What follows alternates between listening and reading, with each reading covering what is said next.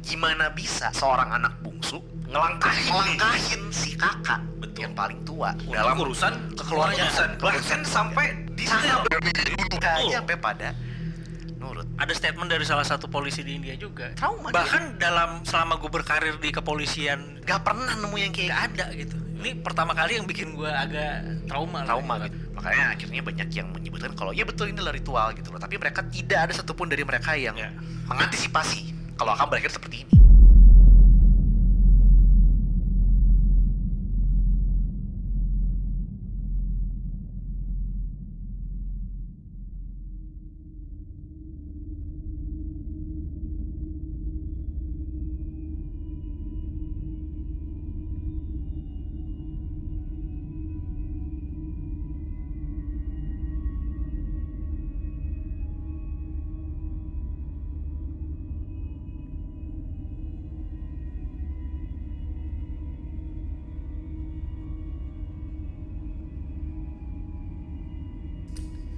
Ya, assalamualaikum warahmatullahi wabarakatuh. Kembali lagi di Anak Horor Podcast. Oh, bagus. Itu bagus. Udah lama gak keluar tuh. Lama gak keluar. Bersama gue Dito Wangsa. Halo, salam kenal semuanya. Ada Mas Lendi dan ada werewolf. Sedih. Wis tadi ahu. Why wolf itu. Why wolf. Ada Yuda juga ya teman-teman. Dan kembali lagi di Anak Horor Podcast. Semuanya salam kenal, selamat datang di Anak Horor Podcast, dimana kita akan membahas film-film horor. Kita membahas juga urban legend. Dan juga tentunya kita akan ngebahas tentang unsolved case mungkin. Unsolved case yang menurut kita masuknya horor karena bikin merinding juga gitu. Iya. Dan tentunya kita juga suka banget bacain cerita-cerita dari kalian semua. Jadi jangan lupa submit langsung, linknya ada di kolom deskripsi, Google Drive-nya. Kalian juga bisa submit foto juga sekarang udah bisa gitu ya. Video juga bisa harusnya, dan ya kalau mau submit via saweran juga boleh banget. Betul. Sawer-sawer ke kita ya, karena kita butuh buat. Karena kita butuh buat THR. Ya. Lama THR. Betul sekali ya.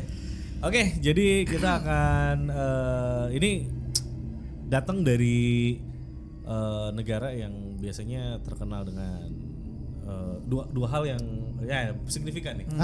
Satu hal adalah banyaknya orang-orang yang rupawan di sana juga kan. Iya. Dan terkenal di Bollywood. Betul. Ya kan? Ada King Shahrukh Khan. Itu datang dari sana. Cahaya-cahaya.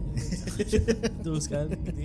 Tapi juga di sisi lain ini kota yang paling banyak klakson ya. Klaksonnya, terus banyak kotoran kumuh sapi. Ya. Yeah. Dan banyak juga makanan-makanan super higienis ya. Yeah. Dijamin langsung lancar perut lu habis betul. makan di sana, ya. Karena saking lancarnya door. Gak usah pakai pencahar lo ya. Benar sekali gitu. Kita akan ngomongin sebuah The Beautiful Land of India. Beautiful ya. Beautiful. Dikatakan beautiful ya. Beautiful. Tapi dengan banyak banget cerita, itu sebenarnya banyak banget cerita yang datang dari India. Yang agak main bending juga sih. Main bending. Jadi ini adalah salah satu yang menurut gue paling rasanya tidak nyaman.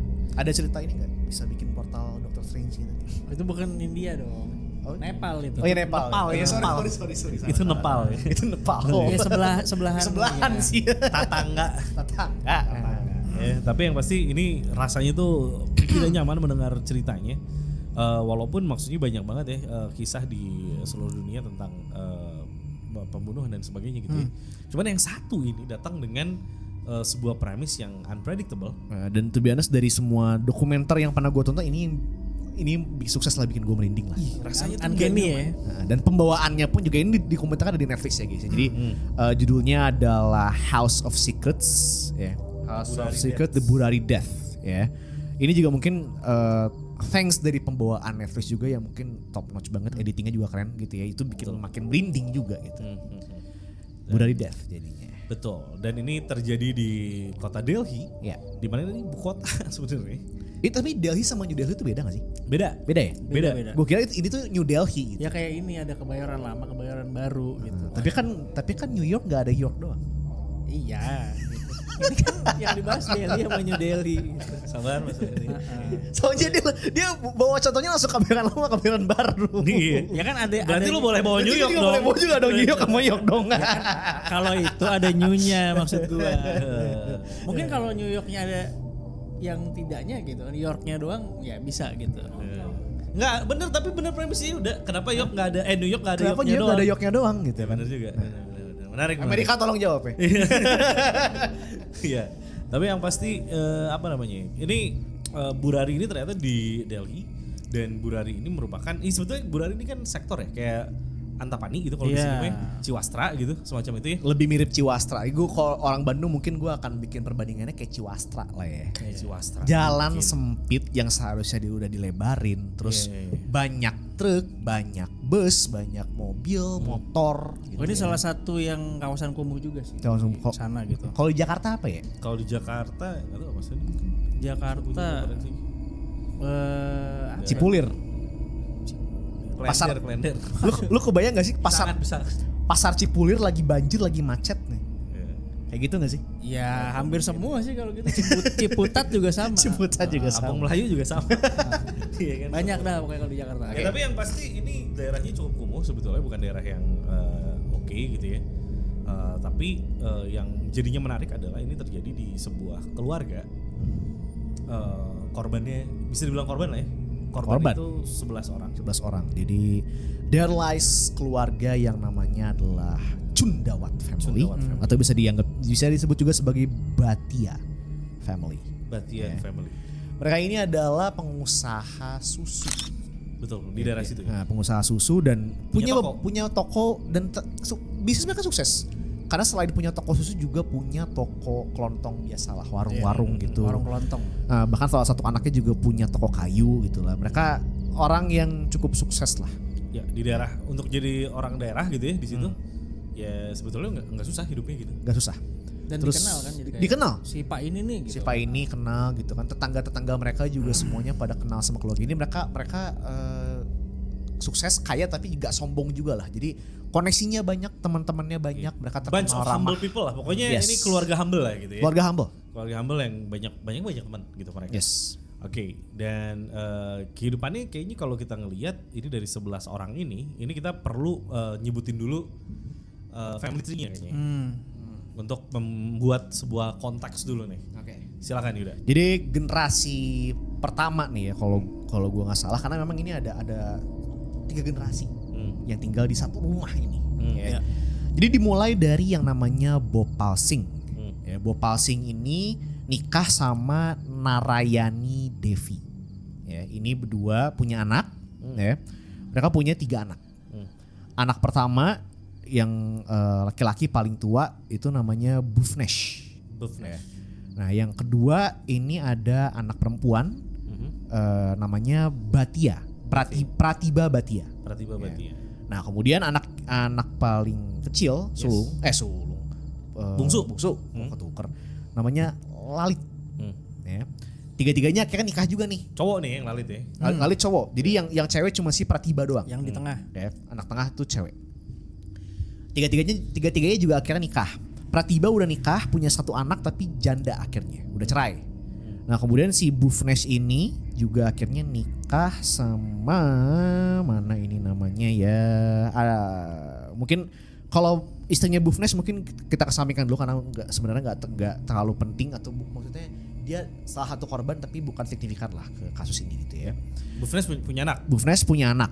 Berapa? Ya, Bhuvnesh ini punya anak 3. Punya anak. Ya, tiga. yang satu umur 25, satu umur 23, satu umur 15. Ya, Nitu Monu Dhruv. Nitu 25, Monu 23, Dhruv 15. Sebetulnya kalau ngelihat dari usianya udah menuju, ya pasti berpikir udah pada matang. Udah pada bisa berpikir matang. Ya.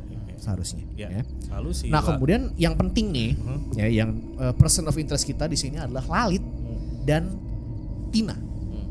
Suami istri. Ya, Lalit dan Tina ini adalah suami istri. Ya. Dan mereka punya anak satu-satunya, namanya adalah Shivam, laki-laki, dan umur 15 tahun. Yes. Kemudian person of interest yang kedua, ini adalah anak si janda tadi, si Pratibha, namanya Priyanka, umur 33 tahun yang Anaknya umur 33 bro. 33. anaknya umur 33, yang sekitar 2 mingguan ya. 2 minggu sebelum. 2 minggu sebelum insiden, sebelum ditemukan mereka semua gitu, habis lamaran mau nikah. Jadi apa ya? Sangat aneh jadinya. Ya. Karena lagi happy-happynya hidupnya. Betul. Iya, dan itu ada footage-nya ya. Ada footage-nya. Ada footage pestanya. Lagi Iya. pesta, lagi nari-nari gitu. Pokoknya happy family aja. Happy family. Happy family Seperti aja. Tidak ada masalah sama sekali dan memang seperti itu. Oke. Oh, ya. Dan ini tambahan tapi karena nggak penting gitu ya. Tapi tadi istri dari Bufnesh adalah namanya Savita. Namanya Savita. Dan akhirnya muncul lagi misteri di atas gini ya. Teori terjawab. Teori terjawab. Jawab. Apa dong jadinya? Nah mungkin lu belum tahu kan? Belum tahu. Jadi kemarin kita itu berteori ya. Karena kita syuting terus setiap malam. Syuting terus. Nggak ada. Nggak ada sama sekali. Sama sekali bunyi nggak ada. Geser aja nggak? Ini tadi nabrak kan suaranya bukan geser kan? Iya. Nah. Jadi Jadi terus kita bilang apa mungkin itu hanya terjadi kalau ada Yuda. Nah, mungkin pas kita kemarin syuting, ya itu ngikut pas lu balik gitu. Pas lo kesini lagi dia ada lagi. Ada lagi. Karena Halo, pas selama saya ikut kemarin kita lagi. syuting setiap hari tengah malam ya. Tengah malam. Dan setiap hari lu bayangin setiap hari. bangsat ini jam 11 malam anjing. Iya emang kita syuting sejam. Gue balik gimana ntar gitu. Kita sampai jam 1 ya. Iya. Jam 1 jam 2 dan nggak ada sama sekali sunyi, sama sekali nggak ada. Iya, tapi kan sebelum gua ada kan lu juga udah panik duluan ini ada apaan gitu. Betul, setelah lu pulang itu kayak pulang bersama lu. Nggak. Karena nggak ada lagi. Nggak ada. Terus hari ini pas lu mau datang kita bilang gini, gua Walaindi sama anak-anak, nih kalau Yuda kita syuting sama Yuda sampai malam lagi dan suara itu ada lagi. Nah, ini kayaknya Enggak ada anjing. Bangsat. kita semua tadi denger ya, nabrak. Gue bentar lagi balik loh abis ini loh. Ya bawa ini. Ya gak mau gue. Orang punya lu juga gitu. Yaudah, oke, kita kembali lagi ke iPad ya. Anaknya tadi ya. Oke. Jadi ini umur 33 tahun baru mau menikah, habis happy-happy. Dan ini mungkin sedikit nambahin apa backgroundnya ya. Oke. Si Priyanka yang 33 tahun ini itu tuh yang apa ya? Bisa dibilang punya karir yang cemerlang juga gitu kan. cemerlang banget. Kerja di Di salah bank ya? satu, gue lupa perusahaan apa, cuman perusahaan yang Bonafit ya kalau nggak salah. topnya lah di India. Bonafit loh. Dan dia serve as eksekutif sebagai salah satu eksekutifnya juga di lu sana. bisa Senior bayangin, eksekutif. Umur 33 tahun, senior eksekutif. Oke lah ini di India kita nggak tahu kualitinya kayak apa. Cuman harusnya mematang sekali secara pemikiran udah intelektual tinggi lah harus. Bentar lagi bakal berubah pendapat lu setelah lu tahu detail kasusnya. Betul.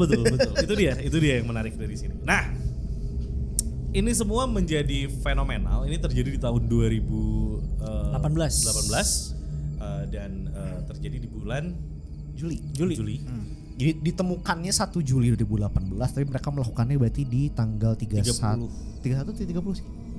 Juli itu sampai tanggal berapa sih? Ya pokoknya di akhir itulah ya. Ya, Akhir Juni lah. Akhir Juni. Ya, Sebelum tanggal 1 atau 31 berarti 30. Betul, dan apa namanya si Netflix bikin dokumenter ini di tahun 2021 gitu. Jadi emang tontonan kita waktu saat Covid di saat itu. Ini cukup menarik gitu. Gue nontonnya saat itu. Jadi gue udah cukup lupa nih ceritanya kayak apa. Tapi yang pasti everything goes well, very well sebetulnya. Sampai akhirnya ada satu hari yang begitu kelam di mana semua warga itu mempertanyakan keberadaan keluarga ini karena harusnya mereka buka toko dan dagang. Udah banyak orang yang mengantri beli susu Ya, karena pagi itu ya, tuh. biasa aja harusnya. Iya, dari Aktivitas pagi udah biasa. beroperasi lah si Yes. tokonya tuh. Ya, saking nggak ada jawabannya, saking nggak ada tanda-tanda juga ini akan buka atau gimana, ya akhirnya dikerahkan ya. Ya, tetangga ada yang ngetok. Betul. Kata pintunya kebuka. Oh iya, Masuklah. nggak dikunci ya. Masuklah. Pemandangan yang gue yakin pasti semua orang gak akan pernah bisa itu lupa. Trauma seumur hidup sih. Trauma seumur hidup. Yang nemuin itu. Rasanya merindingnya masih sampai sekarang anjir ngebayanginnya Real. coy. Gue juga merinding ini. Karena jangankan si tetangganya yang ngetok terus akhirnya masuk rumah kan. Ada statement dari salah satu polisi di India juga yang trauma bahkan dalam selama gue berkarir di kepolisian ini gitu, gak pernah nemu yang kayak gak ada gitu. Ini pertama kali yang bikin gue agak trauma lah, gitu ya. Katakan ya kalau kita sebagai polisi dan tenaga medis adalah namanya kita harus detach gitu ya supaya kita tidak terbawa emosi supaya kita bisa kerja dengan benar. Betul. Nyampe sini gak bisa, gue. Karena ini saking aneh. Saking anehnya. Saking mengerikannya. Apa yang terjadi mungkin kalian bertanya-tanya, yang terjadi adalah ada 10 jasad manusia yang tergantung pakai kain sari. Kain sari itu jadi campuran kain sari ada, kawat juga ada. kawat juga ada ya untuk biar nggak Mempererat lah. Make sure aja. Make sure. mereka Tetap kuat gitu. ya, tergantung di sana ya tentunya di kepala, di leher ya. Di leher ada 10, yang satu lagi kenapa ada 11 karena si nenek ya ini tercekik Di kamar. di kamar dia tidak dalam kondisi tergantung. Tapi itu pun juga di fashion like dia tuh tergantung. Karena di sebelah tempat tidur nenek ini ada lemari. Nah sari dan kawatnya itu dikaitin ke gagang pintu lemari. Jadi emang secara pose ini adalah konstruksi orang yang tergantung juga. Yes. Sebetulnya kayak gitu. Intinya ada 11 orang yang sudah menjadi jasad lah di dalam. Sekarang lu bayangin deh lu masuk ke rumah, tiba-tiba ruang tengah lu ada 10 orang ngegantung. Itu masih. Jadi di tengahnya itu ada besi. Itu apa? Itu ventilasi. Ventilasi. Buat itu ya. Ventilasi. Buat ke atas itu ya. Iya. Nah itu tuh dibikin kayak tralis gitu. Iya, Jadi kayak emang gampang buat ngikat gitu. Iya. Buat gantung sesuatu tuh gampang. Betul. Dan 10-10-nya kan. Iya, dalam kondisi sudah tidak bernyawa, teman-teman. Bayangin pohon beringin yang akarnya tuh pada ngegantung semua gitu-gitu. Ya, itu seperti Kayak gitu. Ya, menggambarkan itu. Karena membentuk gitu kan. Membentuk. Dan semua bingung, semua heran dengan kondisi ini. Karena langsung beragam asumsi itu kalau lu lihat dokumenternya, asumsi awalnya ini mungkin ada terjadi perampokan, ada upaya Pembunuhan. Iya dan sebagainya gitu. Karena ini yang belum kita sebutin adalah semua tangannya pada keikat. Betul. Tangan keikat. Terus khusus untuk anak-anak kalau nggak salah juga kakinya pun juga diikat. Diikat, ya. Nah, terus mereka semua mulutnya dibekem. Betul. Mata juga kan. Mata juga ditutup ya. Tutup. Nah, Mata juga ditutup. Cuman ya yang setelah dicek gitu ya, tidak semua ikatan itu tuh keras. yes. Enggak semuanya kencang. Gak semuanya kencang. Nggak semuanya kencang. Jadi kayak di situ mulai membingungkan ini apa sebetulnya yang terjadi gitu ya. Karena kalau ini adalah pure sebuah perampokan let's say, harusnya semua diikat super duper kencang kan. Ya. Ya. Semuanya Dan kencang. the only survivor cuman anjingnya mereka. Yang ada di atas itu. Yang ada di lantai atas dan diikatnya tuh di besi yang sama. Tapi di lantai atas gitu. Jadi dia nggak bisa, mungkin ngelihat juga ya keluarga itu lagi ngapain gitu, cuman ya dia nggak bisa ngapa-ngapain. Saksi bisu aja jadinya. Saksi bisu. Gitu. Ya saksi gonggong ya. Ya. Ya, kan bisanya gonggong setidaknya. 11. Iya. Sama ini juga sih kan kalau misalnya sempat ada yang kecurigaan kalau pembunuhan gitu ya. Aha. Tapi si anjingnya ini nggak gonggong. Yang berarti Walaupun tidak memang ada stranger lah harusnya ya. Betul, satu. Katakanlah si pembunuhnya ini orang yang dikenal. Ya kan? Ya. Tapi pas dicek di TKP juga nggak ada Gak, bukti atau tanda-tanda. gak ada yang- tanda-tanda orang masuk Dan perlawanan. dan Ya. perlawanan. Termasuk CCTV juga nggak ada sama sekali. Ya. Dan perlawanan itu tadi kayak yang diikat. Itu kalau misalnya etis ada perlawanan itu kan ada ikatannya yang udah Lepas. Atau Berusaha mungkin ada, dibuka, atau mungkin ada ada bekas bekas-bekas ada browsingnya. di ikatannya. Ini nggak ada juga. Jadi seolah-olah ya udah aja gitu. Yes. Betul sekali. Dan meninggalnya memang karena tercekik gitu. Emang Ya. karena tercekik. Ya kan Nggak bukan ada. kayak misalnya Diracun dulu baru digantung, baru digantung gitu-gitu itu nggak ada. gitu. Ternyata tidak juga. Tidak Mereka juga. semua mati karena tercekik semuanya, karena Semua kegantung. apa nggak bisa nafas semua. Yes. Dan disinilah kisah Burari Death ini menjadi sesuatu yang sangat mengerikan sekali. Karena ya apa yang mungkin terjadi? Ini dari kalau kalian nonton dokumenternya, ini beragam perspektif masuk ini. Ya. Mulai dari ya tadi ada yang bilang ini adalah upaya perampokan atau pembunuhan. Mungkin ada yang orang nggak tahu ternyata keluarga ini punya musuh dan sebagainya. Ada juga yang bahkan datang dari klan nih, gitu ya. Apakah mungkin ya dirasuki dan sebagainya gitu. Iya. Itu pun sempat menjadi pemikiran dan sempat juga dianalisa gitu ya. Karena melibatkan dukun kalau nggak salah, sempat ada dukun yang dibawa kalau nggak salah di dokumenternya itu. Enggak, itu malah itu sebenarnya kasihan loh. Karena ternyata kualitas media India pada saat itu tuh so bad. Oh iya. That bad gitu ya. Karena gini, jadi asalnya tuh gini. Kan itu kan ada 11 korban. Betul. Ya. Nah, tiba-tiba ada media yang ngegoreng sesuatu. Jadi di sebelah di tembok sebelah rumahnya itu kebetulan ada pipa. Oh iya.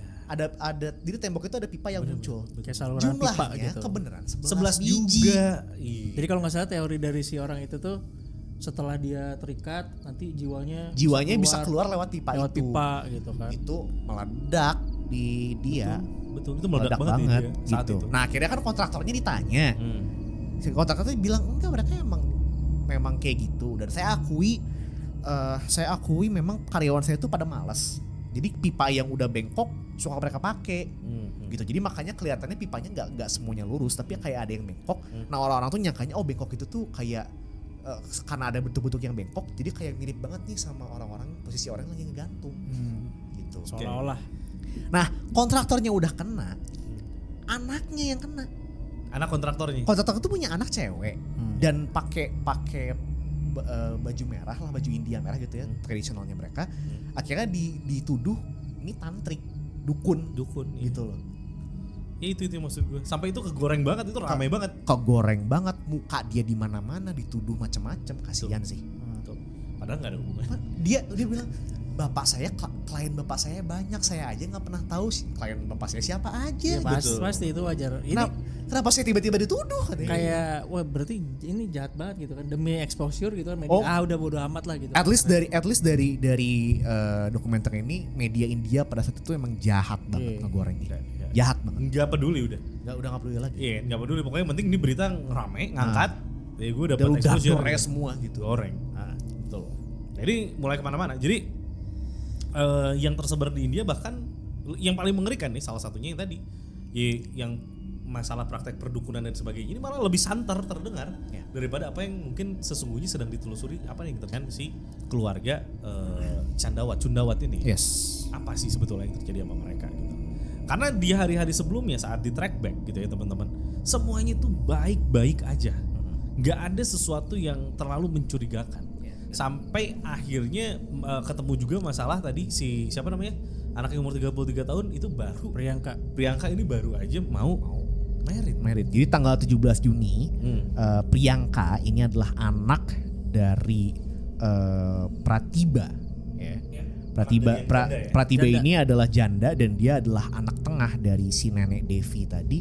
Itu mau nikah. Jadi mereka tunangan gitu, dan bahkan videonya tuh di mana-mana gitu, mereka lagi joget-joget, lagi happy gitu ya, tarian tradisionalnya mereka aja lah gitu. They are that happy gitu loh, sampai-sampai kan akhirnya muncul pertanyaan, gimana bisa keluarga yang 2 minggu sebelumnya itu pengen menikahkan salah satu dari mereka itu pada bunuh diri massal. Nah, kan berarti pertanyaannya, apakah pada titik itu keluarganya belum ada yang tahu sebenarnya gitu kan? Jadi ya udah, masih wajar aja, normal, happy gitu. Karena nggak tahu bakal ada kejadian itu. Gitu. Jadi mungkin dikasih taunya setelah itu mungkin. Jadi masih happy lah gitu keluarganya. Oke. Gue punya premis yang lebih menyeramkan di otak gue. Oke.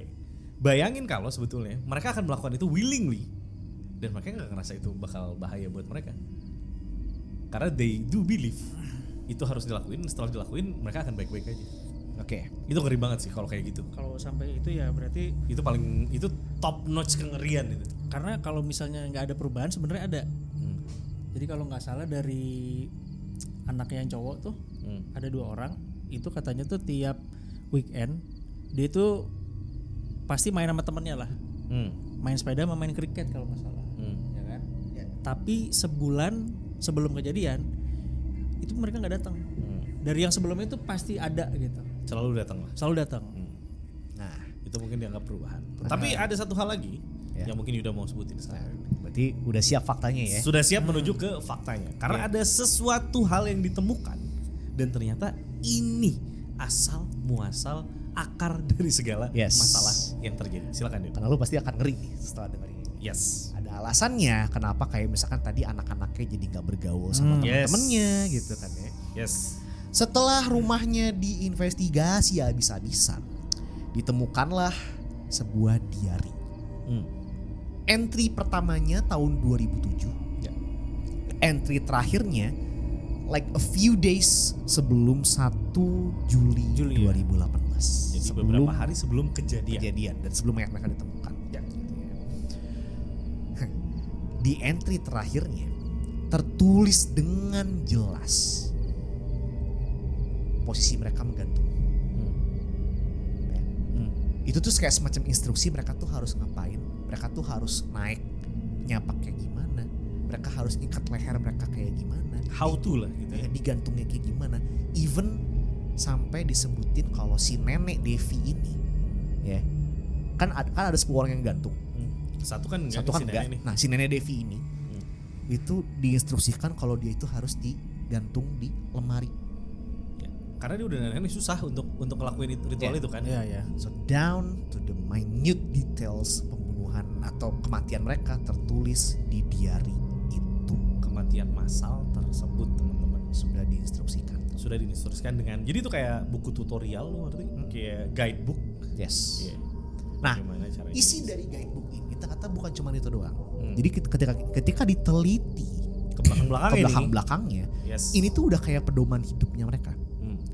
Yang mana itu berisi lu tuh harus bergaul sama siapa, Ya. lu boleh ngobrol sama siapa, gak boleh temenan sama siapa, harus nikah sama siapa, harus ngambil kerjaan apa, sedetail itu Sehari-hari ya. sehari-hari, termasuk ritual Day by day ya, day by Day by day. day. termasuk ritual keagamaan mereka. Kemudian kalau misalkan ada yang melanggar atau ada yang salah ditulis juga, lu salahnya di sini, besok-besok nggak boleh gini. Ya. Kalau lu nggak melakukan, konsekuensinya ini, konsekuensinya itu, konsekuensinya A, B, C, D. Ya. Semua tertulis. Ya. Ya. Akhirnya dipanggillah bagian forensik yang suka nyocokin tulisan tangan. Betul. Karena sekarang yang jadi pertanyaan adalah siapa yang nulis Yang nulis diary ini? dari ini. Yes. Kasar ya Yud. Ini harusnya nabinya mereka nih. Iya, Harusnya nabinya mereka. harusnya nabinya mereka. Yes. Ternyata datangnya dari keluarga mereka sendiri. Yes. Yang menulis diary itu adalah si Lalit. Lalit ini saya buat pengingat lagi adalah anak paling bungsu, anak bungsu dari nenek Devi. Yang mana ini juga menjadi sumber perdebatan, ya. Banyak yang tidak percaya kalau Lalit itu bisa seperti itu. Yes. Tapi kalau kita lihat dari struktur sosialnya gitu ya. Lalit itu kan anak bungsu. Sementara anak-anak paling tuanya adalah si siapa tuh tadi tuh? Bafesh. Bafesh ya. Nah, anak paling ketuanya itu adalah Bufesh. Bufesh ya. Gitu ya, elder son-nya. Nah, menurut diary ini itu tuh berarti semua keputusan keluarga ini tuh ditentukan oleh Lalit.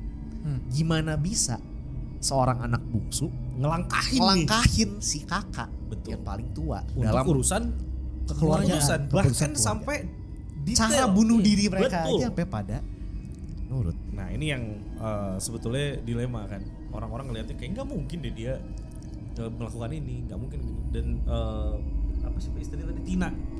Ya, Tinanya juga tentunya dianggap kayak ini mereka apakah mereka ada sesuatu, ada ya ini apa sih muaranya kenapa akhirnya bisa sampai satu keluarga itu percaya sama apa yang ditulis Si Lalit.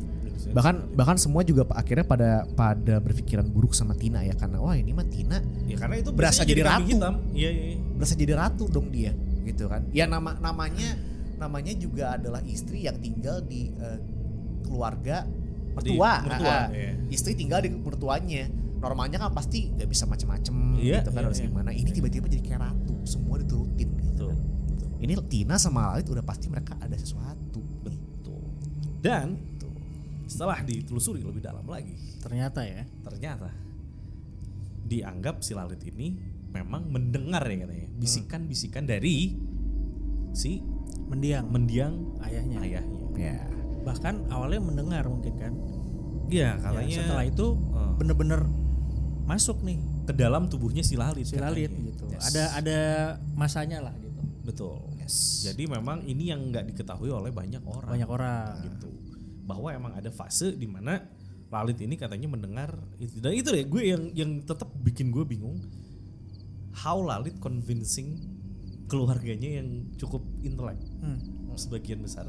Karena ada yang udah lulus kuliah, ada yang makanya udah umur 25, udah umur 23, semuanya Ada udah umur lulus 33 dan kuliah. udah jadi manajer dan Kerjaan segala udah bagus gitu kan. Lalit sendiri juga sekali lagi makanya tadi gue bilang dia punya ada yang punya toko kayu kan. Nah, itu tuh kepunyaannya Lalit gitu. Oh, semua orang yang ada di keluarga ini tuh terpelajar, sukses, modern lah. Modern bisa dibilang mereka adalah Modern contoh family. dari keluarga modern. Iya, tidak terlilit hutang gitu kan. Iya. Bukan yang semacam itu gitu loh. Justru yang terlilit utang siapa ya? Emang ada ya? Gue lupa deh, Lalit atau si ini ya, atau si Bopal ya kalau nggak salah. Adalah yang terlilit hutang akhirnya. Jadi mereka tuh sebenarnya bukan dari Delhi. Mereka tuh ada dari satu kampung gitu. Nah pokoknya ketika di kampung mereka tuh mau nikah. ada yang mau nikahin, pesta besar, habis itu diutang gitu. Makanya akhirnya kita pindah aja ke Delhi lah gitu. Keluarga kita juga ada yang di sana gitu. Adalah pokoknya cuman gue tapi nggak tahu. Tapi nggak signifikan jadinya. Nggak signifikan. Jadinya nggak signifikan. Ya cuman maksudnya ya mereka orang yang cukup sukses, maksud gue ketika mereka ada hutang pun mereka berhasil mengatasi masalah itu gitu. Betul. Dan makanya kenapa kok bisa sampai ya ini kan kayak seolah-olah Lalit ini jadi media, ya jadi nabi kan, jadi yang diturunin wahyu kan jadi. Yes. Dan menuliskan itu di dalam diary itu. Diary, ya. Alkitabnya mereka lah. Kasarnya gitu. Jadi gitu. Bible-nya mereka lah kasarnya. Semua yang dilakuin dari situ tuh. Ya. Bahkan ada punishment ya kan tadi udah bilang. Ada punishment ya. Tapi kan orang-orang melihat mereka tuh kayak happy family gitu. Betul. Oh sapa, ngobrol, biasa aja gitu kan. Iya. Nah akhirnya setelah diary itu muncul, semua pada heran. Wah bahkan ternyata mereka ada ini loh, ada kayak hukumannya kan. Berarti sebenarnya kehidupan keluarga mereka tidak seharmonis itu dong. Mungkin. Ada hukuman yang keras juga yang tertulis di diary itu gitu kan. Betul. Dan yang mengerikannya lagi juga adalah bagaimana berarti mereka semua udah sepercaya itu sama Lalit, udah sampai di level yang mereka penerimaannya tuh luar biasa gitu terhadap apa yang disampaikan atau apa yang diperintahkan oleh Lalit. Jadi kalau Atau misalnya lebih tepatnya yang diperintahkan oleh si bapaknya Bopal. betul. Jadi ibaratnya kalau misalnya dikasih instruksi nih, udah nggak mikir lagi kenapa dia nyuruh gue buat ini. betul, harusnya kan mereka semua kritikal gitu. Iya. Ya, tapi mungkin karena terbukti ya itu. Karena semenjak mereka mengikuti diary ini ya hidup mereka jadi sukses. Ya, awalnya sempat down kan. Udah down juga ya gara-gara bapaknya juga meninggal gitu kan. Iya. Semuanya pada berduka lah ya. Wajar gitu kan. Nah, kemudian setelah mengikuti kata-kata bapaknya melalui Lalit ini, ya tadilah semua mulai pada sukses. Gitu kan. Nah, termasuk si Priyanka tadi yang dia kerja di perusahaan yang bonafit itu dan bahkan sampai ke posisi senior eksekutif gitu kan. Tapi ketika ditanya sama ke teman-temannya gitu, si Priyanka tuh gimana sih di kerjaan? Dia sebelumnya introvert katanya gitu. Jarang ngobrol-ngobrol sama kita gitu. Bahkan tapi dia sukses, dia mulai terbuka, cuman bahkan untuk urusan engagement dia itu dia bahkan gak ngundang teman-teman kantor. Ya nggak ada yang diundang ya katanya. Nggak ada yang diundang. Itu menutupi sesuatu. Gitu. Jadi memang cukup mengherankan gitu ya. Udah sampai di level yang cukup aneh gitu ya, sampai percaya dengan itu. Dan ya mungkin bener yang udah bilang tadi. Mungkin on the process kayak bener nih. Kayaknya ngikutin ini bener nih gitu ya. Kalau sampai di level itu kan udah sebetulnya kalau di kita ya orang Islam ya. Itu kan udah penyekutuan terhadap Tuhan ya. Sebetulnya. Udah apa disebutnya musyrik gitu ya. Iya, musyrik sama kayak gue punya jimat nih gitu. Iya, Kok semenjak gue pegang ini gue jadi beruntung ya. Gitu. Iya kayak gitu. Nah, sama kayak lu tadi gitu. Apaan? Gue nggak ada di sini, dia ada gitu. Udah musyrik lu. Itu mah bukan musyrik, itu mah peliharaan. Enggak, itu udah musyrik gitu. Lu percaya kalau gue punya peliharaan padahal kagak gitu. Gua punya kucing 3. Gue mah gak punya. Nggak tahu. Ada. Itu namanya musyrik dan menuduh tanpa bukti. Menuduh benar, musyrik nggak? Musyrik guys. Menuduh iya. Gitu. Tapi yang pasti itu sih, maksudnya aneh banget. Maksud gue ya sebener-benernya misalnya kita dikasih tahu sama siapa gitu ya, lu terjadi. jangan begini, mendingan begini bro gitu kan. Ya oke lah gitu, kita nurut, ya bener yang dikasih tahu dia gitu kan. Tapi kan tetap ada di satu momen nih. Kalau misalnya menurut gue mah dia gila gitu. Ya, kalau enggak ini enggak gitu kan. Kalau enggak minimal kita tanya, lu bro lu tahu dari mana sih gitu. Dia bisa jelasin kan, karena gue gini. Kalau gue nggak salah ya, di sepanjang dokumenter tersebut juga memang si Lalit tuh katanya sempat ngomong pakai suara bapaknya. Nah, ya karena oh ya, ini mungkin sedikit buat background dulu kali ya. Oke. Ya kan, jadi dari kecil dulu deh. Oke. Dari kecil, jadi sebenarnya dia tuh sempat kecelakaan. Ya, yang sebenarnya cukup parah. Ya. Kepalanya cedera. Ya, tapi ya dari situ dia recover gitu. Dia ada cerita dari teman-temannya yang nengok dia gitu kan. Dia recovernya cepat, bagus gitu kan. Nothing serious gitu. Cuma memang cedera kepalanya cukup serius, cuman dia ternyata recover dengan cukup baik. Gitu ya. Terus flash forward ke tahun berapa berarti ya? Yang akan gue ceritakan ini, yang kebakaran tuh. Mungkin nggak lama setelah meninggal si bapaknya. Oke, memang nggak ada tanggal yang spesifik, tapi kalau nggak salah di dokumenter ada sih ya. Jadi nggak lama setelah bapaknya meninggal di tahun 2000, berarti setelah tahun 2007 gitu ya. Si siapa Lalit yang memang punya toko kayu tadi, punya toko plywood itu, dia cekcok sama karyawannya soal gaji.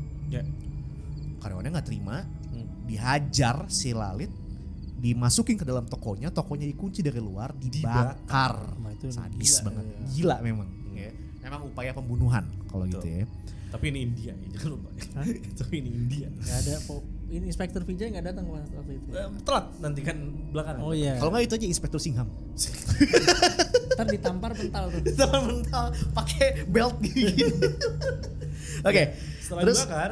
Dibakar kan, dia terbangun tuh dalam keadaan tokonya udah banyak api. Terus dia tuh terbangun, ini kayu udah nimpa. Numpuk badannya ya, nimpa. numpuk gitu, dan dia udah ngehirup banyak banget asap gitu.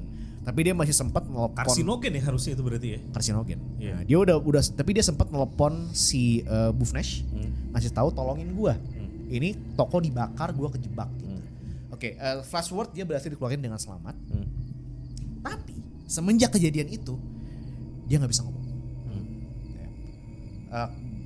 Keluarganya banyak yang bilang, oh ini gara-gara dia kebanyakan Ya karsinogen tadi. Ngirup asap. yang mana akhirnya dibantah oleh medical professional. Karena kalau misalkan lu punya injury yang bikin lu gak bisa ngomong, itu tuh harus dari trauma fisik. Saya lu ditonjok di sini, gitu kan? Lu jadi nggak bisa ngomong, itu make sense. Atau nih, kalaupun nggak dari luar, ada dari dalam tubuh yang bisa bikin nggak bisa ngomong juga ya. Apa tuh? Asam lambung. Gitu. Ya, jadi kalau asam lambung lu terlalu sering naik dan naiknya udah terlalu tinggi, itu bisa ngerusak pita suara lu. Oke. Itu pun mungkin, itu Oke. mungkin terjadi. Jadi kalau lu misalnya asam lambung lu sering naik, atau biasanya zaman sekarang disebut GERD ya. Ya. Nah, Kalau GERD naik, ya, terus tek sampai berkali-kali, itu bisa sampai pita suara lu damage, rusak. oke. Itu bisa juga. Cuman kayaknya bukan itu juga gitu. Bukan itu juga, udah diperiksa juga bukan. Harusnya di paru-paru masalahnya kalaupun mau ada masalah. Yes, harusnya di paru-paru. Nah, akhirnya dilihat dari sisi psikologis, ya memang ini mungkin kasusnya semacam kayak selective mutism lah. Jadi memang bisa ada kasus di mana kalau seseorang itu setrauma itu sama kejadian yang mereka alami, akhirnya mereka snap, udah nggak bisa ngomong. Karena takut, setakut itu, mentalnya setakut itu. Tapi dari situ akhirnya teman-temannya pada tahu, keluarganya pada tahu, terus ya udahlah gitu ya. Dan yang paling ironisnya lagi adalah si Shivam, anaknya Lalit, Yang laki-laki. itu lahir ketika dia nggak bisa ngomong. Terus itu kebayang gak sih lu punya anak gitu kan, dan lu nggak bisa ngajak ngomong anak lu? Iya. Menyedihkan sih. Itu kan sedih banget kan? Gitu kan. Iya, tumbuh dengan sosok ayah yang seperti itu gitu kondisinya. Iya. Nah, akhirnya ya udah mereka untuk beberapa tahun hidup dengan kondisi seperti itu. Ya nggak beberapa tahun sih, masih di tahun 2007 juga seharusnya ya. Kemudian mereka masih sering berdoa tiap pagi gitu kan, masih sering nyanyi-nyanyi juga, part of their religion juga gitu kan. Satu hari ketika mereka lagi berdoa dan nyanyi gitu kan, si Lalit tiba-tiba nyanyi. Itu dia. Dari awal sampai beres lancar itu nyanyi. Betul. Suaranya kayak Judika kalau nggak salah. Kenapa nggak Syahrukan gitu kan? Kan banyak ya India ya gitu kan. Agak melengking tuh ya Agak kalau melengking Judika. tiba-tiba. Nah gitu kan, dia tiba-tiba bisa nyanyi. Wah seneng lah tuh keluarganya ya. Wah semua dikabarin gitu kan. Wah good news segala macam. Sukir dipanggil nggak tuh? Suki. Kabarkan kepada keluarga. Sukir lagi. Sukir Sing sebenarnya. Kalau nggak Sukirkan. Sukir sing. Karena dia suka bernyanyi.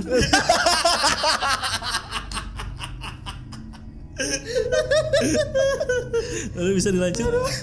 Itu lagi tegang anjir. Tiba-tiba Sukir Sing. Aduh. Ya udah oke.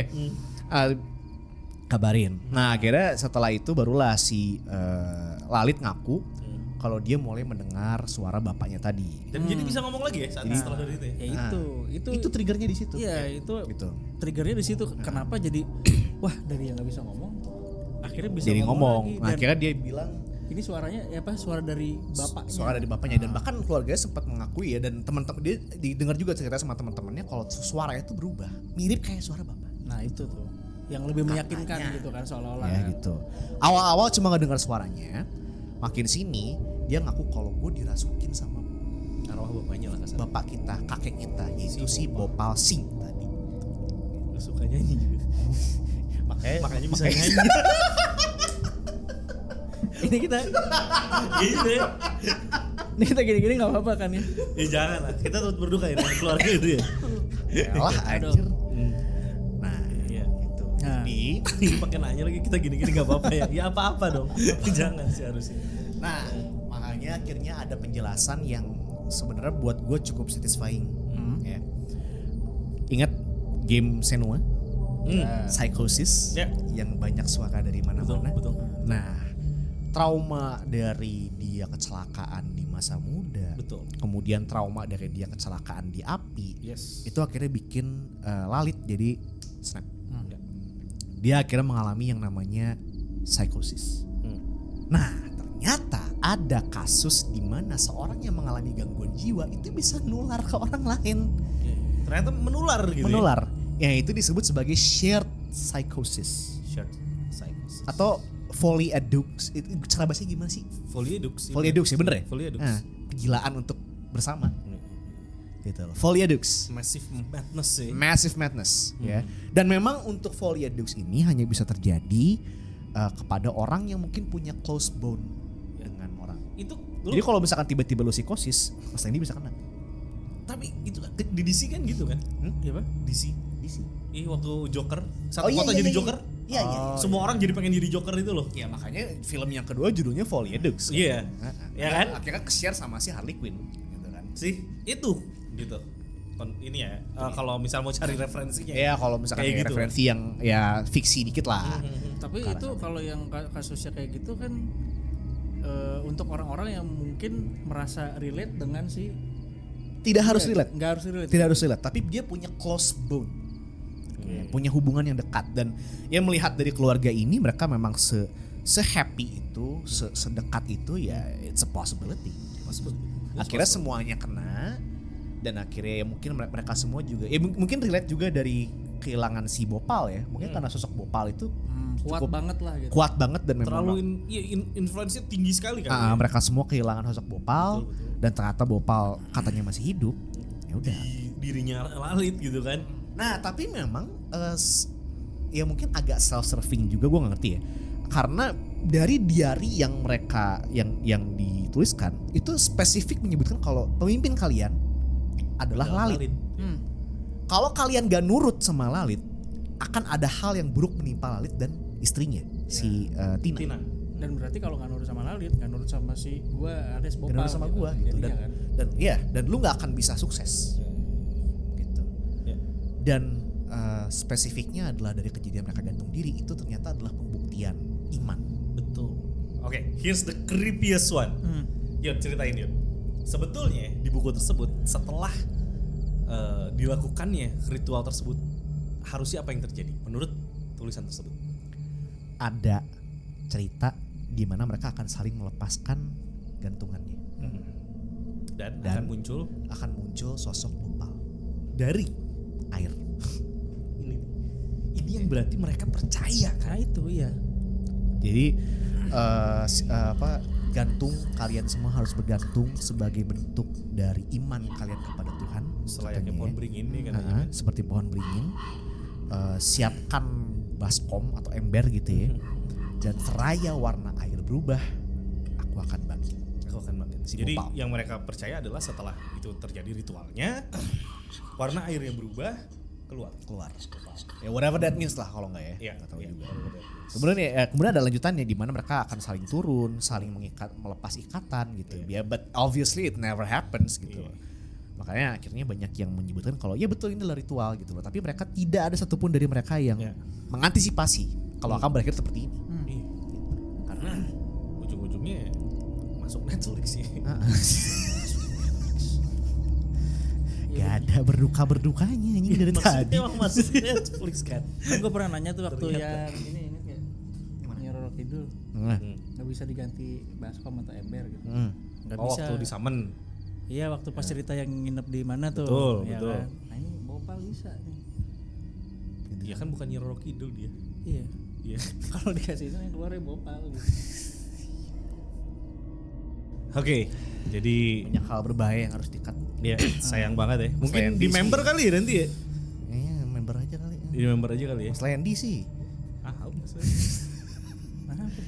Lu, gara-gara lu. iya kan men-trigger pemikiran liar kita ya. Di member juga Inspektur Vijay nggak akan jadi member lah ya. Astagfirullah. Aman harusnya. Aman. Iya, Ya, tapi tenang kalau aja. balik lagi ke yang tadi tuh ya. Itu tadi yang gue bilang kayak misalnya nih, lu dikasih wejangan gitu sama orang yang menurut lu wise lah gitu kan. Sangat lu percaya juga. Ah, dan udah terbukti beberapa kali bener gitu. Ya kan, tapi lu dengerin gini, oh ya oke. Tapi ada satu titik di mana yang pas gini pas ujung-ujungnya, loh kenapa begini gitu kan. Ada keraguan gitu jadinya kan. Nah, Gua rasa kayaknya di sebagian dari mereka ada yang ragu sih, gua rasa. Bahkan ini jawaban kan dari premis kita di depan cerita ini. Makanya kenapa ikatannya tuh ada yang kenceng, ada yang enggak. Karena ikat sendiri actually. Yes. Ada yang ikat sendiri, ada yang diiketin sih, ada yang diiketin. Cuman karena memang tujuannya bukan sebuah kegiatan Pembunuhan. kriminal ya.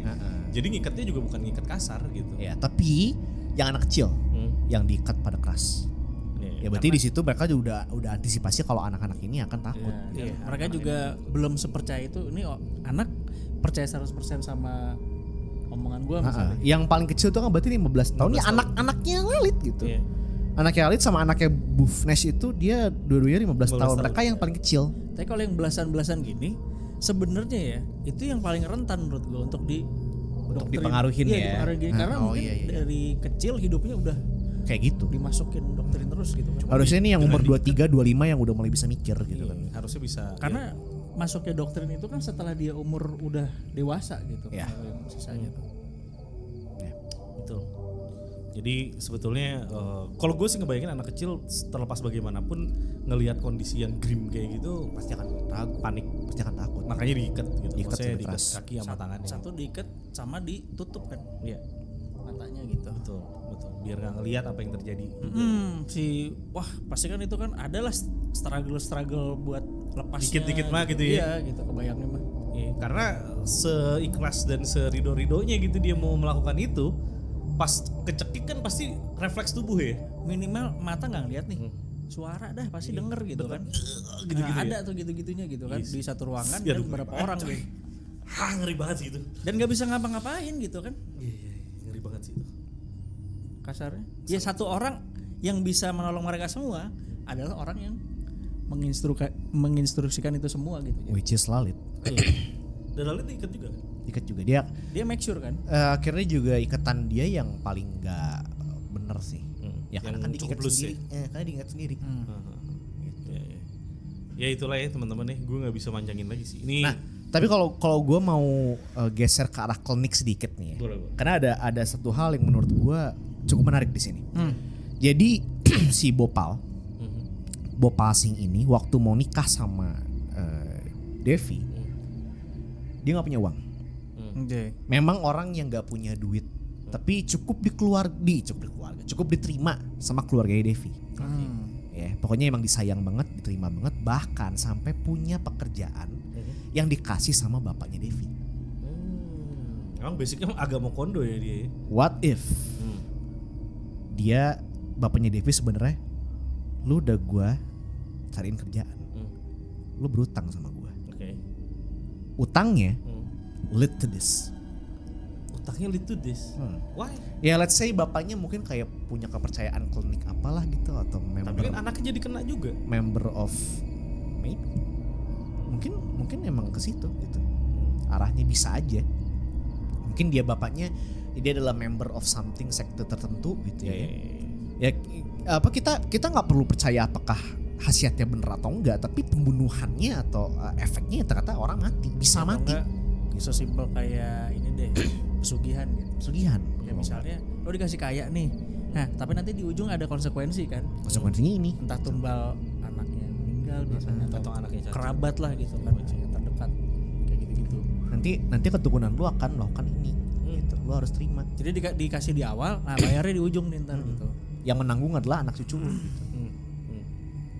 It's possible. Itu ngeri banget. Berarti itu kan habis tuh langsung. Habis. Keturunannya habis. Keturunannya habis. Udah selesai tuh. Keluarga Cundawat itu nggak ada lagi. Ada lagi. Pun si janda ini kan suaminya juga udah meninggal. Meskipun kalau nggak salah ada satu kerabatnya yang nggak disebutin namanya. Sebenarnya ada beberapa kerabat jauh sih yang masih ada. yang dia akhirnya datang juga kan. datang dan dia tuh Nangis-nangis. nggak percaya katanya Nggak kan. percaya. Ini nggak mungkin bunuh diri, pasti Pasti dibunuh. ada yang bunuh gitu katanya kan. Saking unbelievable apa yang Saya harusnya. tahu mereka tuh gimana gitu. Ya biasa normal lah orang kalau bisa ngapain berpikiran seperti itu. Pasti sih. Kalau gue tetangganya dah yang cukup kenal aja pasti nggak percaya kalau ini ternyata selama ini mereka menganut hal yang Dan semengerikan itu. segala aktivitas kegiatan di rumah tuh bener-bener dari bangun sampai tidur tuh lu udah di Diatur. setting gitu. Harus A B C D E gitu. Ngeri.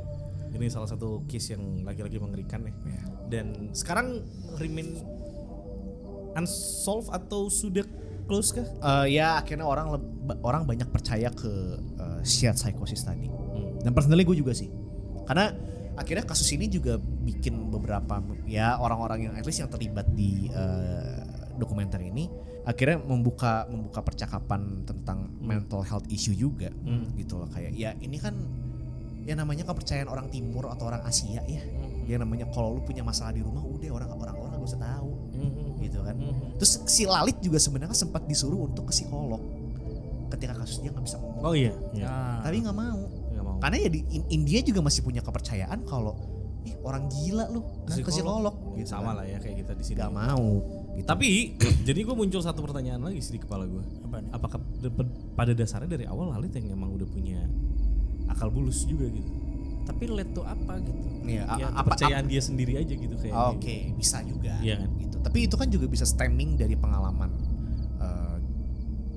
gilanya dia Iya mungkin. gitu kan ya. Karena kalau Yang sebenarnya bisa disembuhkan dengan kalau dia ke psikolog. kalau gue baca juga ya artikel di India tuh kayak banyak loh ODGJ tuh yang di sembah. ODGJ disembah. Iya. Karena dikira titisan dewa gitu buat orang sana. Coba nanti abis ini browsing deh. Berarti gak heran kan? Ada kayak gitu. Mungkin salah satunya mereka bertumbuh dengan agama yang seperti apa juga. Cuman ujungnya adalah kita mikir bahwa lu bayangin ada sebuah keluarga yang baik-baik saja bahagia, dalam keluarga yang intelektual juga, tiba-tiba dalam satu hari mereka tiba-tiba hilang satu keluarga dalam sebuah kejadian yang begitu ironis, di mana semua ini dilakukan oleh kesadaran mereka sendiri. Ini yang bikin ini menjadi sangat horor dan ya rasanya nggak nyaman gitu ya dengernya gitu, karena gue nggak bisa ngebayangin itu warga di sekitarnya menjalani kehidupan setelah hari itu tuh seperti apa gitu. Karena pasti menghantui sekali gitu kan. Yes. Apalagi orang yang pertama ngelihat, terus mereka yang terpaksa harus melihat itu. Pindah rumah itu Pindah tetangganya rumah. pasti mah. Iya, karena gue Banyak akhirnya orang-orang kan banyak toko juga di situ, warung-warung gitu. Pada tutup akhirnya. tuh kan, Karena pada nggak mau belanja di sana. takut lah. Pasti ya itu wajar lah. Wajar, karena gue pun akan setakut itu karena setidaknya itu nyata gitu. Iya. Mengerikan banget gitu, mengerikan banget.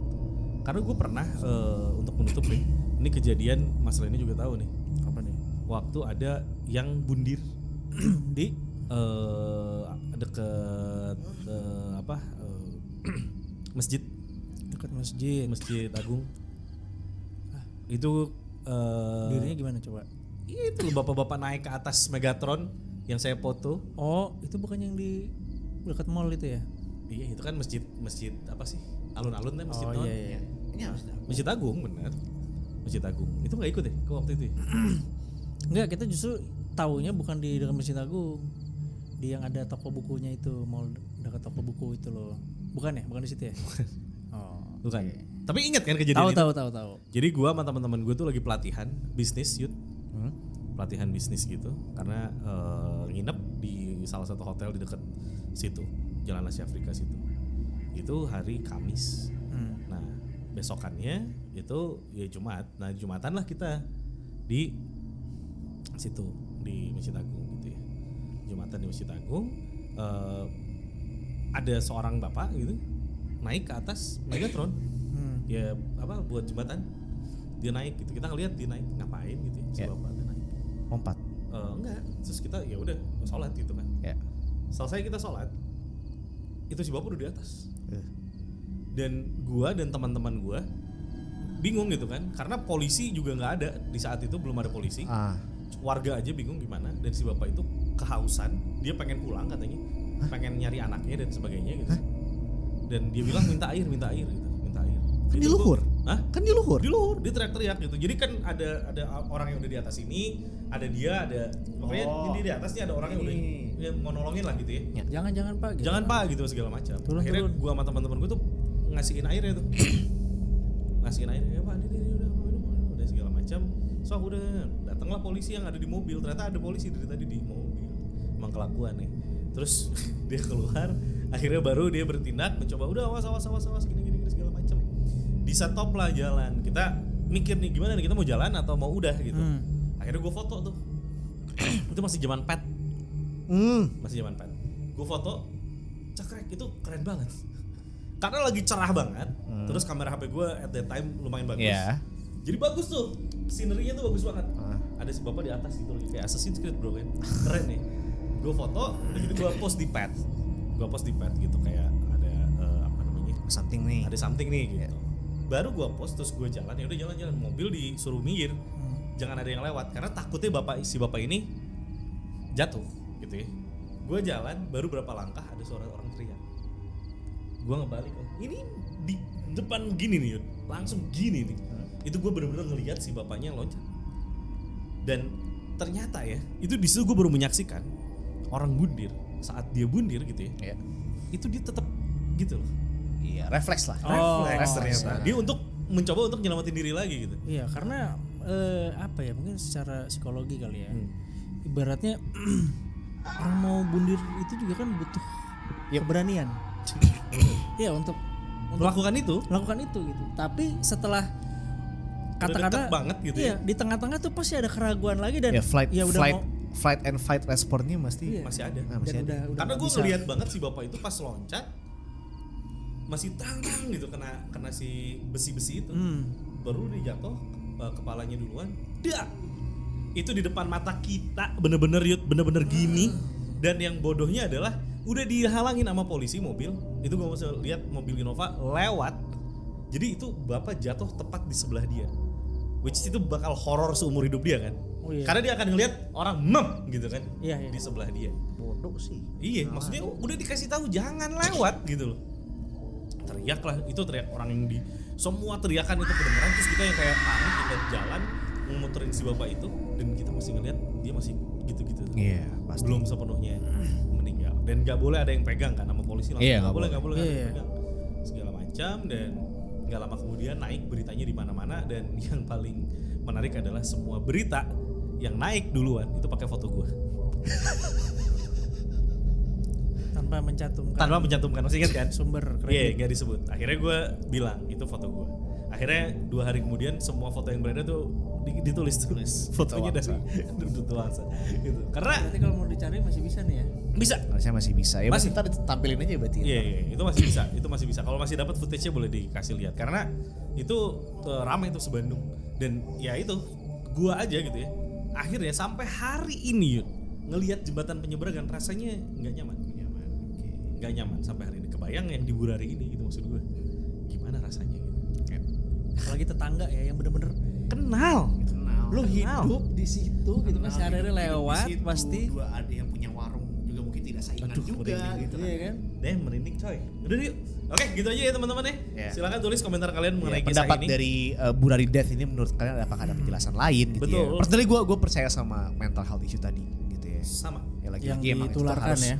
Lagi-lagi itu harus di omongin. Ya di embrace orang-orang itu bahwa jangan takut untuk berbicara. Betul. Sharing.